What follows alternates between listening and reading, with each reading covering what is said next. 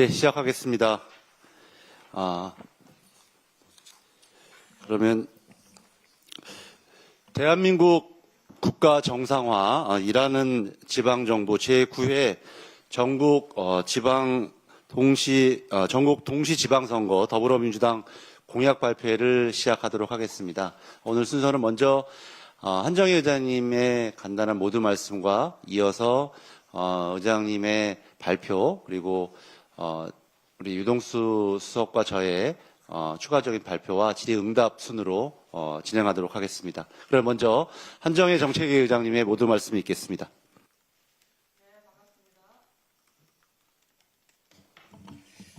정책위 의장 한정희입니다. 오랜만에 뵙습니다. 오늘은 제9회 전국 동시지방선거에 임하는 더불어민주당의 정책의 체계를 발표하는 자리입니다. 저희가 이번에 지방선거에 임하는 저희 당의 슬로건은 대한민국 국가 정상화, 그리고 일을 잘하는 지방정부입니다. 국가 정상화라고 하는 토대 위에 왜 국가 정상화라고 하는 말이 들어갔냐면, 저희가 내란을 겪었지 않습니까? 내란을 겪고 사실 당시 대통령이 파면된 지 이제 1년이 조금 지났습니다. 새로운 대통령이 당선되고 일을 한 지는 이제 8개월여 밖에 지나지 않았습니다. 그 8개월 지나는 동안에 대한민국은 정상화의 길을 걷고 있습니다. 중앙정부 차원에서 할 수 있는 모든 것들을 하고 있고요. 새로운 대한민국 경제 대도약을 위해서 패러다임을 바꾸고 하는 과정에 있습니다. 다만 지금 중앙정부가 열심히 하고 있는 것과는 별개로 지방정부와 중앙정부가 함께 해야지만이 대한민국 국가 정상화와 그리고 경제 대도약이라고 하는 큰 틀을 바꿔낼 수 있습니다. 대한민국에 새로운 활력을 집어넣는 것이죠. 지방 곳곳에 어느 것도 빠지지 아니하고 활기가 넘치는 지역 균형 성장이 되게 하려고 하면 이번에 임하는 지방선거는 굉장히 중요합니다. 그에 임하면서 저희는 당 차원에서 지방선거에 임하는 5대 비전, 그리고 15대 정책 과제, 200개의 세부 공약으로 공약 체계를 마련을 했습니다. 오늘은 지방선거 공약 체계를 발표하는 자리입니다. 말씀드린 대로 5대 비전과 15대 정책 과제 중심으로 전체적인 공약 체계를 설명을 하고요. 세부 공약의 내용은 이후에 순차적으로 발표를 드리겠다라고 하는 말씀드립니다. 제9회 전국 동시지방선거 공약의 핵심 기조는 조속한 국가 정상화의 토대 위에서 새로운 산업성장 등 미래경제 대도약과 5국 3특, 지방주도 성장 등 대전환을 추진하는 것입니다.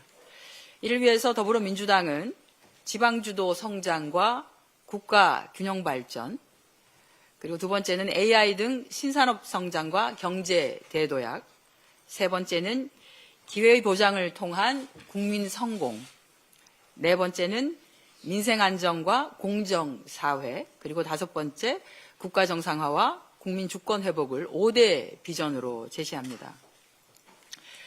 첫 번째 지방주도 성장과 국가 균형 발전은 지금 현재 우리가 처해 있는 수도권 1극 중심 성장의 한계를 한번 극복해보자라고 하는 것입니다. 그리고 5극 3특 국가 균형 발전의 새로운 성장 패러다임으로 전환하기 위한 정책 비전입니다. 이미 행정통합이 이루어지고 있습니다. 5극 3특 행정통합 및 초광역연합의 지속적인 추진과 지방 분권의 확대, 그리고 핵심 산업을 과감한 지방 배치를 통해서 지속 가능 성장의 동력을 확보하고 교통, 의료, 문화 등 지방의 생활 기반 시설 확충 등이 주요한 정책 과제라고 할 수 있습니다. 두 번째, AI 등 신산업 성장과 경제 대도약입니다. 미래 경제 성장을 견인할 전략 산업을 지방 중심으로 육성하자고 하는 것입니다. 그리고 변화하고 있는 세계 정세의 환경에 적응하여서 지속적인 성장의 토대를 구축하기 위한 비전을 마련하는 것입니다. 우리가 A, B, C, D, E, F라고 말씀을 드렸는데요. 지난 대선 과정에서도 AI, 바이오, 문화, 방산, 에너지, 첨단 제조 등 신산업을 육성하고 또 성장시키기 위한 과학기술, 금융, 재정, 행정, 외교 등 이 다방면에 대한 것을 개선하고 기후위기 관련한 대응 능력을 강화하고 이번에 저희가 중동 전쟁으로 다들 느끼고 계시고 보고 계십니다만 에너지와 산업 전환 등이 주요한 정책 과제가 되겠습니다. 세 번째는 기회보장의 균등을 통해서 국민 성공을 견인하는 것입니다. 사업과 투자 등 다양한 경제활동으로 국민 누구나가 성공할 기회를 보장하고 그 성장의 과실을 공유하면서 생활 부담을 경감하기 위한 비전입니다. 청년 등 국민의 자산 형성 기회를 확대하고 가계의 교통, 교육, 문화, 건강 등 생활비 부담을 경감시키면서 벤처 창업이나 중소기업 지원 확대 등이 주요한 정책 과제가 되겠습니다. 네 번째는 민생 안정과 공정 사회입니다. 생활 속에서 다양한 위험과 불안 가운데 살아가는 국민의 안정된 삶을 지원하고 일상에서 우리가 누려야 할 기본적인 권리를 보장하기 위한 비전입니다. 청년, 어르신, 농어업인, 문화예술인, 전문 체육인 등의 안정적인 생활을 지원하고 생애 주기별로 돌봄 체계를 구축하고 저출생 고령화에 대응하면서 노동권, 장애인 기본권, 또 일, 생활, 양립권 등 권리 보장 등이 주요한 정책 과제가 되겠습니다. 그리고 다섯 번째는 국가 정상화와 국민 주권 회복입니다. 내란 극복과 국가 정상화를 통한 국민 주권 회복과 국민 안전을 강화하기 위한 비전이 되겠습니다. 내란을 청산하고 법적 권력기관의 개혁 그리고 직접 민주주의 강화 등을 통해서 국민 주권을 더욱더 강하게 실현하는 것이고요. 각종 재난이나 사고로부터의 국민 안전을 강화하고 남북관계 개선 및 실용 외교를 통한 한반도 평화 등이 주요한 정책 과제가 되겠습니다. 또한 이번 지방선거를 이재명 정부의 핵심 정책 기조를 뒷받침하고 중앙정부의 성공을 지방정부로 확산하는 계기로 삼기 위해서 대통령께서 올해 신년사에서 밝히신 국민 균형 성장과 양극화 극복을 위한 5대 전환 목표가 있습니다. 모두의 성장, 문화가 이끄는 매력적인 성장, 안전에 기반한 성장, 또 지방주도 성장, 평화가 뒷받침하는 성장입니다. 이것을 발전적으로 저희가 확장하여서 이번 지방선거 공약에도 반영하였다라고 하는 말씀을 드리겠습니다. 이상으로 전체적인 공약 체계는 설명을 드렸고요. 세부적인 공약은 차차 보고 드릴 계획이라는 말씀을 드립니다. 그리고 그 가운데에서는 오늘 특별히 5개 정도의 조금 주요하다고 생각하는 또 특이한 공약을 언론 여러분께 또 국민 여러분께 소개하고자 합니다. 우리 유동수 수석 부의장과 박상혁 수석 부의장 두 분께서 주요 공약 5가지를 소개하도록 하겠습니다. 예, 지금까지는 한정희 정책위원장님께서 5대 비전, 15대 정책과제 그리고 5대 전환을 중심으로 공약의 체계에 대해서 모든 말씀에 이어서 설명해 주셨습니다. 그럼 이어서 유동수 정책위 수석께서 주요 정책을 소개하는 시간을 갖도록 하겠습니다. 예, 오늘 전체 공약 체계 중에서 주요 공약 5가지를 소개하는데 먼저 제가 메가특구 지정과 우리 아이 자립펀드 도입 이 2가지 부분을 먼저 소개하겠습니다. 먼저 메가특구 지정 공약입니다.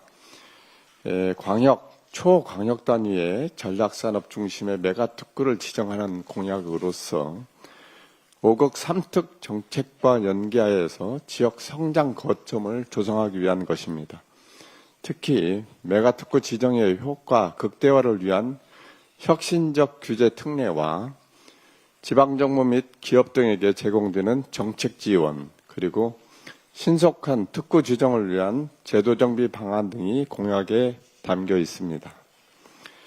메가특구 지정 공약은 5급 3특 체제 완성을 위한 공약으로서 특례 발굴, 재정 인센티브, 자치권한 강화 공약과 권역별 핵심 산업 선정 및 종합 지원 공약과 주택 공급, 도시별 랜드마크 활성화, 명품 신도시 건설, 인구 소멸위기 지역 대상 확대 및 지원 강화 공약 등과 함께 추진될 예정입니다.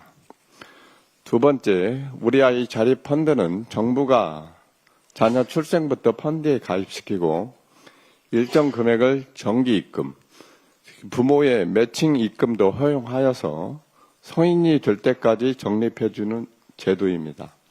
현재 유사한 목적으로 취약계층 아동에 대해서 디딤 씨앗 통장 사업이 시행되고 있는데 이 사업의 형태를 전환한 방식으로 제도를 도입하고 이후에 대상의 단계적 확대를 추진할 계획입니다.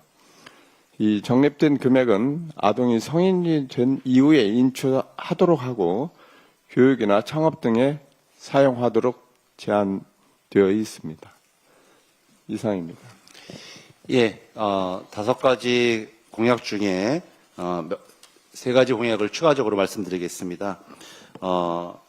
세 번째는 기후보험을 중앙정부 또는 지방정부가 기후위기로 인하여 발생하는 재난과 피해에 대비해서 경제적 손실을 줄이고 신속한 생활 안정을 돕기 위한 보험제도로 만들어내는 것입니다. 구체적으로 보면 폭염, 폭우 등 여러분들이 많이 경험하시고 있는 이상징후가 일정 기준에 도달할 경우 손해사정 없이 즉시 정액 보험금을 지급한 방식으로 설계할 수 있을 것입니다. 다양한 대상도 특징이 되겠습니다. 전통시장, 소상공인, 공공건설, 일용직 근로자, 일정 연령 이상 고령자를 대상으로 하되 지방정부가 지역 특성에 맞게 대상을 선택해서 운영할 수 있도록 공약을 발전시켜 나가겠습니다. 또한 시범사업으로 추진을 먼저 하고 성과에 따라서 보험 수혜 대상 및 보장 수준을 단계적으로 확대하도록 하겠습니다.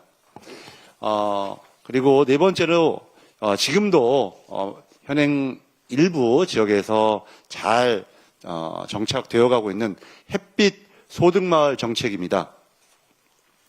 아시는 것처럼 공공부지나 마을 부지에 마을 주민들이 협동조합을 구성해서 태양발전소를 설치 운영하고 그 수익을 마을 복지나 햇빛 연금 등에 활용하는 정책입니다. 이미 정부의 국정과제로서 현장에서 굉장히 만족도가 높고 여러 지역에서도 성공적으로 시행을 하고 있습니다. 더불어민주당이 이 정책을 지방정부 중심으로 대폭적으로 확대할 수 있도록 이번 공약에도 반영했다. 이렇게 설명드리겠습니다. 마지막으로 설명드릴 것은 지원주택 정책입니다. 아시는 것처럼 초고령화 사회가 대한민국에 이미 도달해 있습니다. 어르신이나 장애인 등에게 가정과 같은 환경에 주거 공간과 의료, 돌봄, 일상생활 지원, 여기서 말하는 것은 그 식사나 세탁 등이 되겠죠. 서비스를 함께 제공하는 주거 유형의 형태를 말합니다. 이런 지원주택을 도심에 촘촘하게 확충함으로써 어르신이나 장애인 등이 자립적으로 생활하면서도 가족이나 지인 등과 수시로 교류하는 환경을 조성하는 것이 이 정책의 목표입니다. 현재 저소득층 중심의 지원주택의 거주 자격을 말 그대로 대다수의 중산층으로 확대할 수 있도록 추진하고자 합니다. 이상으로 먼저 5가지 공약에 대해서 설명 말씀을 드렸고요. 이제 우리 기자 여러분들의 질의응답을 받도록 하겠습니다.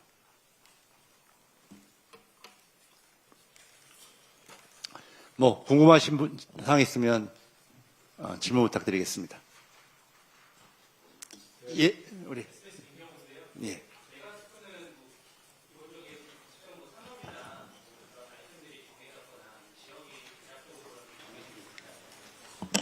아시겠지만 저희가 5국 3특 사업을 디자인을 하면서 이미 서남권은 어떤 산업, 대경권은 어떤 산업, 뭐 예를 들어 대구 같은 경우에 로봇 산업 클러스터 이런 식으로 이미 조금 배분되어 있는 게 있습니다. 다만 그 산업이 지방 정부가 적극적으로 해서 굉장히 빠른 시일 내에 정착되고 거점 산업으로서 이게 성장을 하려고 하면 다양한 규제 합리화 정책이 같이 가야 합니다. 그래서 그리고 그 근간이 되는 지역 자체가 그냥 아주 작은 단위가 아니라 광역 단위 또는 초광역 단위로 테스트를 할 수 있는 테스트 베드가 조성되어야 될 필요가 있어서 이번에는 지방 정부가 그런 것과 연계해서 신청을 한다면 과감하게 지원을 하겠다라고 하는 것입니다. 그래서 메가특구와 관련해서는 이미 규제합리화위원회에서 보고가 된 게 있고 하기 때문에 이번에 지방 정부 후보가 되시는 분이 5국 3특의 미래 산업 성장 전략과 조율해서 조정해서 내 임기 내에 또는 대통령 임기 내에 그 산업을 어디까지를 더 확실하게 하겠다라고 하는 그 계획을 잡아서 제출을 해주시면 저희 중앙정부가 세제, 금융, 뭐 인프라 할 거 없이 지원을 과감하게 하도록 되어 있어서 그 부분에 대해서는 어찌 보면 지방정부의 장이 누가 되느냐 어떤 의지를 가지고 하느냐에 따라 가지고 굉장히 달라질 수 있습니다. 그래서 저희가 조금 과감하게 지원을 하려고 하기 때문에 이번에 광역정부 차원에서는 조금 더 관심 많이 가지고 좀 해주셨으면 한다는 말씀 드립니다. 우리 이동수석께서 조금 추가적으로 설명드리면은요. 예, 아까 우리 한정희 의장께서 말씀하신 것처럼 5국 3특에서 권역별 성장 엔진을 선정하고 또 지역에서 그 지역에 맞춤형으로 지원을 강화할 예정입니다. 그래서 핵심이 뭐냐면 5국 3특과 연계해서 광역, 초광역 단위의 핵심 전략 산업 중심으로 메가특구 지정하고 여기에 대해서는 규제 특례하고 정책 지원과 제도 정비를 할 예정입니다. 이미 메가특구 특별법 제정해서 법적 근거도 마련하고 여기에 따라서 규제를 이미 마련되어 있는 이미 준비되어 있는 형태의 규제는 바로 적용하고 기업이 요청 시에 규제를 완화하는 수요 응답형 규제 유예와 규제 샌드박스 실종으로 세계 최고 수준의 규제 프리존도 조성할 예정입니다. 그다음에 지역 투자와 고용을 이끄는 지역 대표 중견 앵커 기업들을 발굴 육성할 예정이고요. 이 지역에 있는 지역 대표의 중견 기업이 글로벌로 성장할 수 있는 글로벌 경쟁력을 가질 수 있도록 강소 중견기업의 맞춤형 지원을 확대할 예정입니다. 좀 더 구체적인 것은 5국 3특에 맞춰서 도시별 랜드마크 활성화 방안 도입하고요. 한국형 화이트존 지방 정부에게 도시계획 규제도 풀어가지고 용도, 용적률, 건폐율을 자유롭게 정해줘서 주거 상업 업무가 융복합적으로 개발 가능하도록 하는 이 한국형 화이트존 사업도 적극 지원을 해줄 예정입니다. 또 특히 폐철도 부지라든지 이렇게 정부가 철도 정비청 부지 등에 대해서 고밀도 융복합 발전할 수 있도록 이렇게 그런 것까지 준비하고 있습니다. 그래서 이번에 당선되시는 그 광역 단체장님들이나 시도의 단체장들이 협업 잘 고민하셔서 주시면 정부는 적극적으로 이렇게 거기에 수요 응답형으로 맞춤형 지원을 할 예정입니다. 특히 이미 정부가 여러 가지 발표를 했는데 지방 소득세율을 점진적으로 인상한다든지 그래서 지방 세입을 확충하는 방안까지 그리고 광역시도가 이게 통합이 됐다면 그 밑에 단계도 시군구 통합 방안까지 그래서 지방 거점 특례시를 만드는 방안 그리고 지방 이전 기업에 대해서 지금 법인 소득세 감면 기간이 있는데 그 기간이 지금 7년, 12년으로 됐는데 8년, 15년으로 이렇게 확대 기간 연장해 줄 생각이고요. 통합시도내 지역발전특구에는 창업 최고 수준의 조세 지원을 할 생각입니다. 예, 뭐 또 궁금한 게 있으면 예, 또 다른 우리 언론인들의 질의응답 받도록 하겠습니다. 메가특구 조금만 더 해주시면 저희가 이제 어쨌든 하반기에 메가특구 관련해서는 법안을 정부가 이제 마련을 하고 국회 심의를 해서 통과를 시킬 텐데요. 문재인 정부 때부터 해서 우리 규제 샌드박스라고 하는 거 운영을 많이 했습니다. 규제 샌드박스 운영을 많이 했었는데 규제 샌드박스를 운영하고 결과가 괜찮았음에도 불구하고 그 규제가 정리되지 아니하고 실질적으로 법제화된 것은 30%가 안 됩니다. 그러니까 여전히 샌드박스를 통해서 정리는 됐음에도 불구하고 사실 제도화가 되지 않고 여전히 이제 미정의 상태로 있는. 그래서 이런 거 자체를 조금 제도화할 필요가 있다. 지금 저희가 그래서 광역 또는 초광역 단위를 얘기하고 있지 않습니까? 상당히 넓은 지역에서의 규제 테스트를 하되 테스트된 규제가 문제가 없다라고 하는 것이 되면 이것이 바로 약간은 자동적으로 규제합리화위원회의 심의를 거쳐서 정말로 반대하는 의견이 없다라고 하면 그 규제가 받아들여지는 제도적으로 정착되는 그렇게 해서 어느 한 곳에서 테스트된 규제가 전국적으로 확산되는 그 경로 자체를 좀 디자인을 해놓을 필요가 있다라고 하는 것이 가장 좀 클 것 같고요. 또 하나가 방금 우리 수석님께서도 말씀하셨습니다만 결국은 재정 지원과 세제 지원이 굉장히 큽니다. 그래서 저희가 뭐 다양한 그 성장 펀드와 관련한 내용들, 예 맞습니다. 국민 성장 펀드 또 성장에 이제 특별 보조금을 통해서 지역을 보조하는 방식이 있을 수 있고요. 그다음에 우리가 국민성장 펀드를 지금 만들고 있는데 국민성장 펀드의 상당 부분을 지역으로 배정을 하겠다라고 하는 목표가 이미 서 있습니다. 그리고 그 외에 지역성장 펀드가 있고요. 그리고 정책금융을 우대를 하자. 정책금융을 5국 3특 특별히 메가특구와 관련된 것에서 무엇을 하겠다라고 하면 왜냐하면 앵커 기업이라고 하는 수도권에 지금 자리하고 있는 기업들이 옮겨가야 하는데 옮겨갈 유인책을 만들어 주려고 할 때 세제 지원이나 금융 지원이 굉장히 큰 유인 효과가 투자 유인 효과가 될 수가 있습니다. 그래서 이런 앵커 기업들이 자리를 잡고 또 그 지역에서 커 나오는 벤처 기업들이 있을 수 있습니다. 앵커 기업이 이전을 할 때 지역에서 만들어지는 것들을 테스트를 해주는 그렇게 해서 청년들 벤처 창업을 하려고 하는 청년들이 꼭 수도권으로 오지 않아도 내가 성장한 곳에서 내가 그 사업체를 운영해서 테스트를 할 수 있는 어딘가가 있다라고 하면 사실 그 지역에서 순환 그 체계가 만들어지는 것이기 때문에 그 안에서 이것들이 다 좀 정비가 될 수 있고 정리가 될 수 있고 지속적인 성장이 가능하도록 하는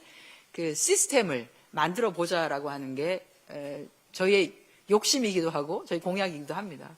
이제 그렇게 하기 위해서 지역 거점 국립대에도 들어가기도 하겠지만 그 외에도 국가대표 단과대 9개를 육성을 하겠다. 해당되는 메가특구와 직접적으로 결합되는 단과대학이 만들어지고 지원을 통해서 인재들이 길러질 수 있도록 하는 것까지 같이 하겠다. 그리고 필요하다면 산학 융합지구를 확대해서 그 안에서 테스트를 많이 할 수 있도록 하는 것도 하겠다라고 하는 것이죠. 그래서 지금 이제 지방선거가 있고 지방선거에 임하는 많은 후보들이 나와서 많은 공약들을 말씀을 하시겠지만 중앙정부가 5국 3특을 제대로 하겠다라고 하는 이 공약 체계에 정합성 있게끔 해주시는 후보 또 그 계획을 제대로 세우시는 후보에게 더 많은 지원과 혜택과 해당 지역이 더 빨리 클 수 있는 기회가 주어질 것이다. 이렇게 봐집니다. 예, 또 추가적인 질문 있으실까요? 예, 어디 언론? 예.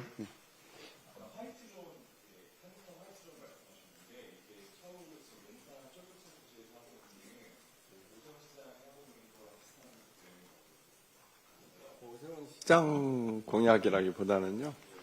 이제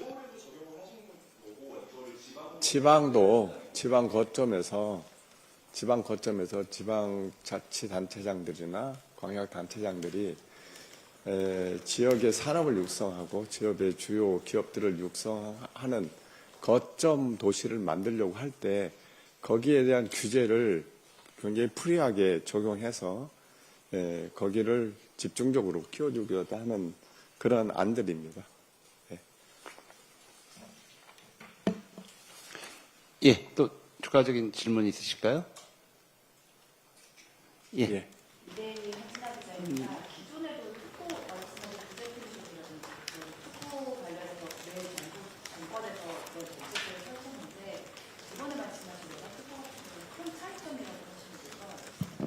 그게 이제 지금까지는 아까 의장님 말씀하신 규제 샌드박스 중심으로 이렇게 규제를 좀 완화하고자 했거든요. 그런데 이게 지금 아까 말씀하신 대로 30%밖에 법제화되지 않고 있다. 이런 것들을 좀 넘어서 보자. 특히 5급 3특 체제에서는 좀 그걸 넘어서서 지역의 맞춤형 지원 그리고 성장 엔진을 좀 특히 지방정부 위주로 한번 확보해보자 이런 차원에서 특히 규제 특례 지금까지 테스트가 끝난 규제는 바로 적용하고요. 그다음에 지방정부 기업들이 요청하면은 규제를 완화하는 수요 응답형 규제 유예 그리고 실증적으로 규제 샌드박스 등으로 된 것들은 세계 최고의 규제 프리존 조성 이런 측면이 규제 특례라면은 두 번째는 이제 재정, 금융, 세제, 인재, 인프라, 기술 창업, 제도 등 7대 분야 중심으로 전폭적 지원이 함께 따라간다는 점이 있습니다. 그리고 의장님 말씀하신 메가특구 특별법 제정에서 법적 근거를 마련한다는 점이 좀 다르다고 이렇게 말씀을 드리겠습니다. 예. 또 추가적인 또 질문 없으시면 예.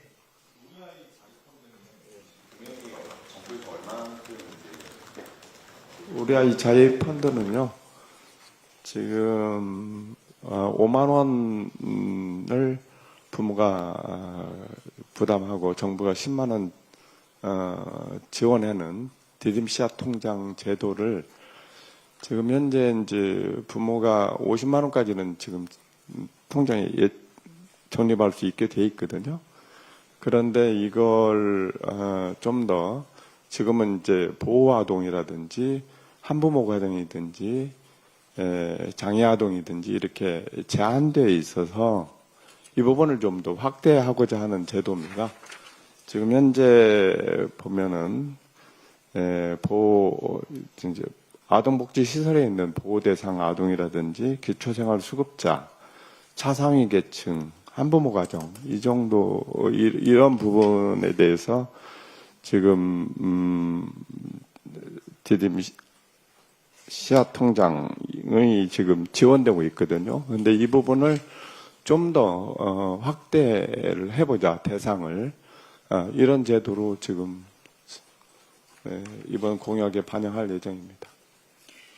제가 조금만 더 부연 설명을 드리면 지금은 반드시 매칭이 있어야지만이 정립이 되는 구조입니다. 그러니까 우리가 방금 말씀드린 보호시설 아동이라든지 한부모 가정의 아동, 차상위 계층 아동 그 자체가 지금 어려운 상황인데 그래서 여러분들 아마 광고 그런 거 많이 보셨을 거예요. 그 독지가 여러분들이 후원을 해주시면 이 아동에게 10만 원이 정부에서 지원을 합니다. 여러분이 지원해 주시면 이 아동에게 정부가 지원합니다. 지원이 없으면 그 아동에게 아무것도 모이지 않는 거예요. 예산은 그래서 늘상 세워지긴 하지만 그 예산이 불용되고 사라지는 경우가 있죠. 왜냐하면 차상위 계층의 아동이라고 하는 게 그 가족 자체가 생활이 그렇게 쉽지 않기 때문에 그 아이를 위해서 매칭을 해서 부모가 그거를 낼 만한 상황이 아니기 때문에 그렇습니다. 그래서 저희가 이번에 계획하는 것은 매칭이 없어도 국가가 아이별 자립 펀드 계좌를 만들어 준다입니다. 그게 완전히 다릅니다. 그러니까 지금은 저희가 이제 차상위 계층의 아동까지는 부모가 매칭하지 않더라도 매달 10만 원씩 해서 적립을 시키겠다는 겁니다. 그래서 그 아이가 성장을 해서 성인이 됐을 때 그것을 본인의 학자금으로 쓴다든지 또는 사업을 하기 위한 기본 씨앗으로 쓴다든지 하는 것들을 할 수 있게끔 하는 선택을 주는 것입니다. 저희가 지금은 이제 차상위 계층 소득 수준 50%를 기준으로 해서 시작을 합니다만 저는 이것이 우리 국가의 뭐 GDP 성장 규모나 이런 거에 따라서 계속적으로 조금 더 키워나갈 수 있다라고 보고요. 언젠가는 모든 아동에게 다 적용되는 시점이 올 것이다. 부모가 매칭하지 않아도. 다만 이런 것도 있습니다. 이걸 하면서 부모가 매칭을 해도 됩니다. 그리고 국가가 지원하는 10만 원은 예를 들어서 그 차상위 계층에까지만 해당되는 아동에게는 그렇게 국가가 지원하지만 그거 말고 그 이상이 되는 중산층 이상의 부모가 나도 그냥 우리 아이를 위해서 계좌 하나를 만들어주고 싶어요. 이 아이가 18세가 되면 본인이 쓸 수 있는 돈으로 할 수 있게끔. 만약에 그 해당 부모들이 그거를 적립을 한다고 하면 그것에 대해서는 세제 혜택을 줄 생각이긴 합니다. 그래서 그 계좌는 만들어줄 수 있다라고 하는 말씀드리겠습니다. 세부적으로는 조금 더 체계적인 그 계획이 만들어지면 별도로 또 보고를 드릴 수 있도록 하겠다는 말씀을 드리겠습니다. 이 제도 자체가 디딤시아 통장 제도 자체가 2011년도부터 2011년도에는 만 12세까지 기초생활수급자에 한했거든요. 그러면서 2016년도에는 13세까지, 그 다음에 2018년도는 17세까지, 그 다음에 2024년도는 기초생활수급자 만 17세까지 자격을 계속 확대하면서 2025년도는 차상위 계층도 이렇게 허용이 됐거든요. 단계적으로 연도를 거듭하면서 계속 확대해온 정책인데 이 부분을 좀 더 대상 확대하고 그다음 매칭 부분도 조금 완화할 예정이라고 말씀드리겠습니다. 예, 그럼 이상 저희 더불어민주당은 잘 아시는 것처럼 최근 광역 단체장 후보회를 마감하고 이제 본격적으로 지방선거 공약을 이제 발표해 오고 있습니다. 6월 3일 대한민국 국가 정상화와 일자라는 지방정부를 목표로 더 매진하겠다 이렇게 말씀드리겠고요. 의장님 마지막으로 주실 말씀이 있을까요? 이번 지방선거 굉장히 중요합니다. 중요하고 마침 아시겠지만 이번 지방선거에서 선출되시는 지방정부의 수장과 대통령의 임기가 거의 같습니다.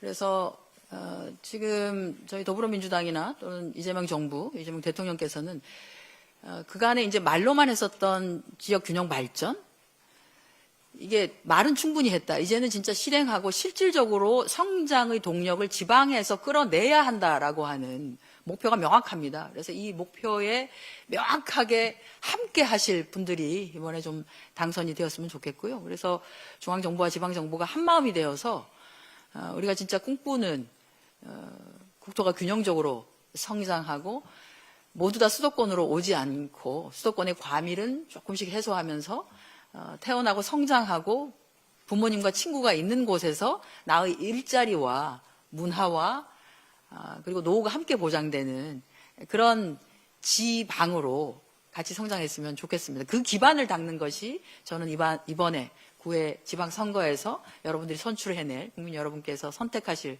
분들이 해야 되는 역할이라고 보고요. 그런 차원에서 잘 또 선거에 적극적으로 임해 주십사 하는 말씀도 함께 드립니다.